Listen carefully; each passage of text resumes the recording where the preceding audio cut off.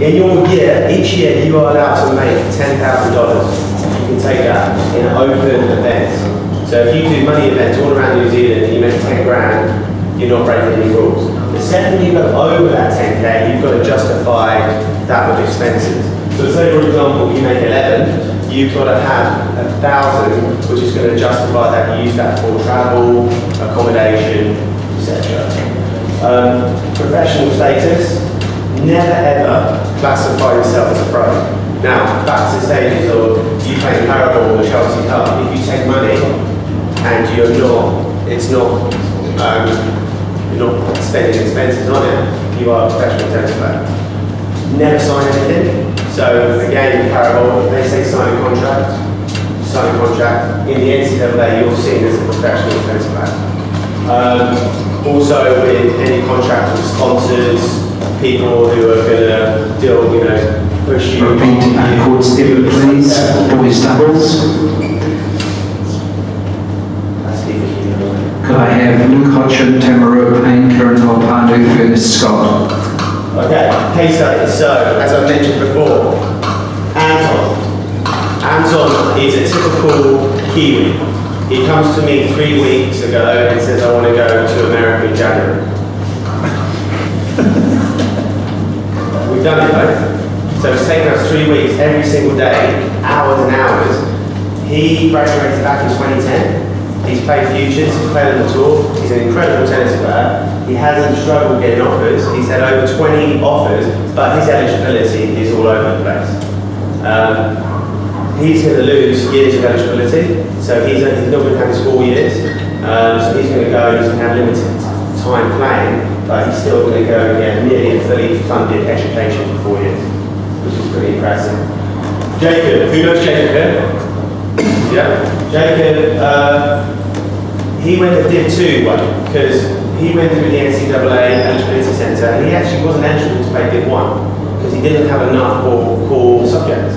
So if you know Jacob, Jacob's really, really bright. I think he got merits and excellence in NCAA, but he didn't do enough core credits with the science. So he was actually not eligible to play Div 1, but he's got full scholarship, academic and tennis to play for Bluefield College, who are 26 in the NCAA Div 2 in West Virginia. I think he came runner-up in the doubles in the regional event this term, which was pretty impressive for the whole of America. Okay, video of our services. This is our new website we're launching. Hey, welcome to Play Anthony. My name is Charlie Barrett, and I'm one of the managing directors here. I'm also the person some of you will be speaking to about going to the university in the US and the different options that we have that can help them get there. We help student athletes in every sport from all around the world, and we've created a website to cater for everybody that wants the opportunity to go. We've done this by creating 4 packages. We start with a free package, all of which allows you to create and manage your own profile, where you can upload both your academic and athletic information for college coaches to use, as well as a host of new exciting features, including the ability to upload video footage of you playing your chosen sport. A search tool that allows you to look across the US and search for your perfect college, read out on some of their vital statistics, and add them to your own college wish list form for easy viewing at a later date. For certified members, you can also have access to your own dedicated recruitment coordinator. You can directly private message your college coaches in your sport and have access to a step-by-step to-do list written by our team of professionals. I can read through our advice support centre that tells you exactly what you need to do and what to guide you through the complex college application and recruitment procedures. Another cool new feature is on our preference page that allows you to select what coaches can and can't contact you. And a statistical page which shows what coaches can see in the profile and how often the when they're eligible. And the best part is that you can get all of this for a low monthly cost, no contract or minimum term, so you can count with us at any time. So if you would like a chance to study and compete and travel across America, play the sport that you would love to play, then please visit our website and choose the package that is going to make it happen to you. I look forward to speaking with you. You can also follow us on Facebook, Twitter and YouTube. Oh, that's pretty good.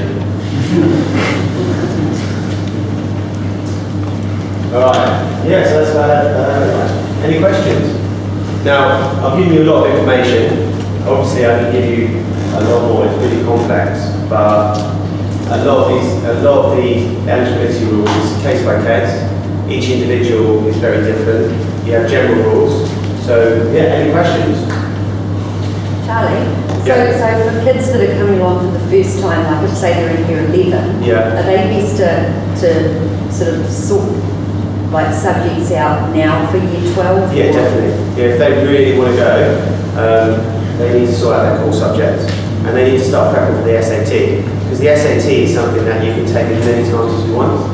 And obviously, high school kids in America will prep for the SAT when they're 14 years old. They do something called a PSAT. They have tutors, they have high school classes. A lot of the kids here will just buy a book, read it a few times, and just take it. Now, do you know about the SAT? Does everybody know what the SAT is? So the SAT is a multiple choice exam. Basically, you have 3 sections: critical reading, math, and writing. It's out of 800 each section, so out of 2,400. Most universities will take the critical reading and math into consideration. So 1,600 is your math score. If you get something over, I would say about 1,150, you're going to be eligible for academic scholarship. Fergus Scott, one of the other players here, he got 1260, which is pretty impressive. We had another student from Auckland Grammar who got over 13. You know, he got 7, I think it was 730 and something else. So, you know, there's a chance to get really good financial backing from it. And how would that kind of score equate to what we would understand a student, as an A student or a B student? Yeah, I think if you're looking over 1,200, you're an A student. But it's a negative market. So, Aidan, if you want to continue talking, leave the room. I just wanted to say that I feel like a teacher. That'd be really cool. No, okay. If you are A student, you should be looking over 1,200. If you're a C student, I mean, you're looking just to be eligible. So over 860, you know, you've got to at least get 450 in each section.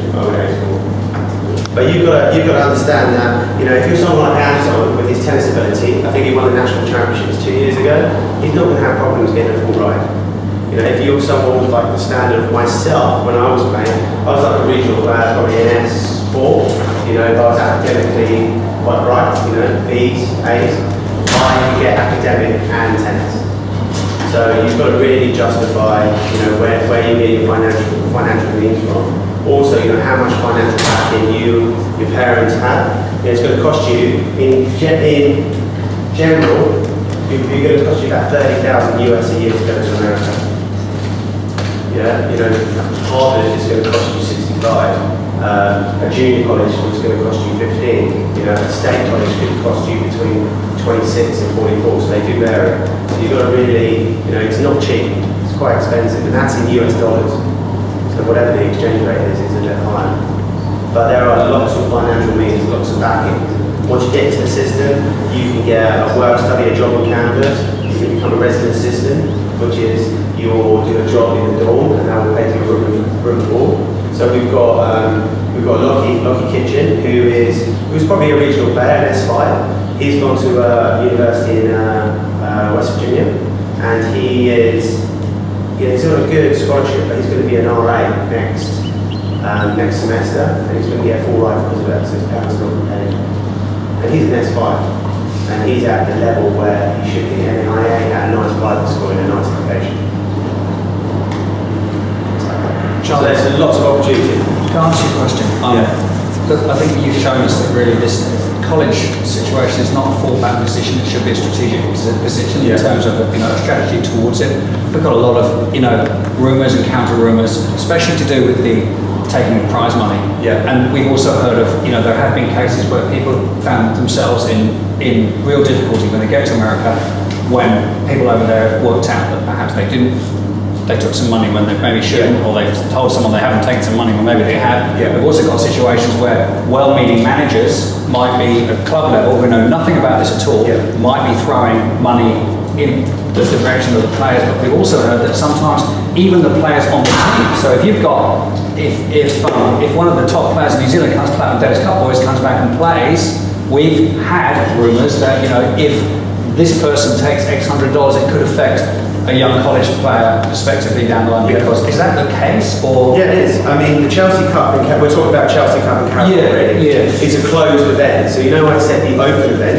An open event is when anybody can enter, anybody's invited.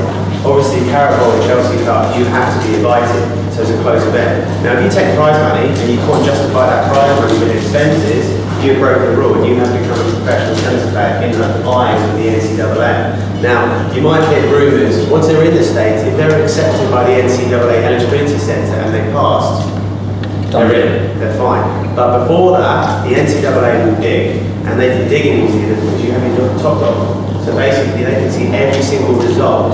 So someone like Anton, he got about a 4-page email, basically asking him every question under the sun. He played for Parnell, he played for Blockhouse Bay. The NCAA contacted all his managers, and they will ask questions. So he has to justify absolutely everything. Charlie, can you play and not accept money? Yes. So you can be like Lily and play not taking money? Not take any money at all. Or you can actually give to charity. But you can take it, say, I've heard players coming up from Christchurch, they can take the money and take their flight accommodation. But if you're someone like me, paying for, let's say if I play for Herne Bay, if I live in Ponsonby, and I take $500 to play number 1, I can't really justify Ponsonby to Herne Bay in expenses. Now, it's a grey, you know, it's case by case. You know, the NCAA can, you know, they can be fair to someone, and they might treat another person a bit differently. So again, it's a grey area, it's case by case. So you've got to be so careful. But we're not under the radar, are we? Well, all international students are under the radar.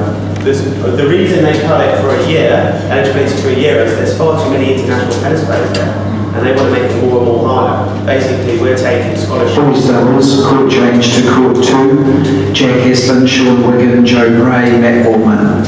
Boys doubles, court 2. Basically, we're taking positions, or international students are potentially taking positions American students will be taking. So, in their eyes, you know, obviously they want X amount of international students, but there's loads, and it's getting more and more competitive, and they're making it harder.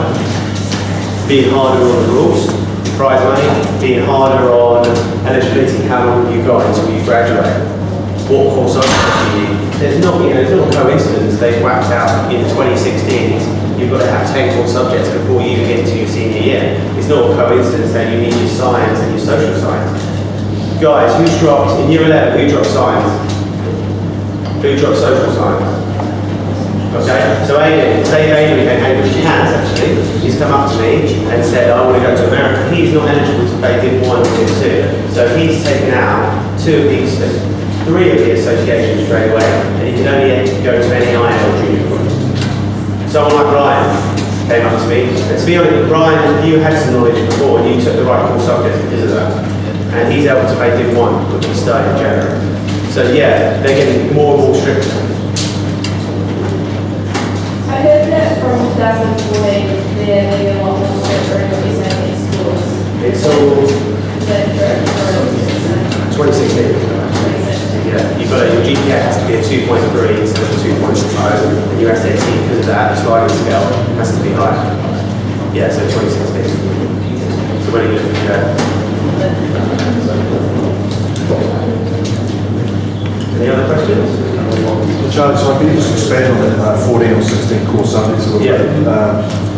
Yeah, I've given that most 12 and 13 to 5 and 6 subjects. Yeah, so the core subjects are basically 16 means 16 years, and you'll take it all the way back to year 9. So basically every subject, say if they took English in year 10 for that year, that's one core subject. So throughout year 9, all the way to year 12, because you can actually go to America with an NCAA 2, you don't need a 3. Let's say 13, you need 16 of those years, 16 in your 5 core subjects. It's complicated, but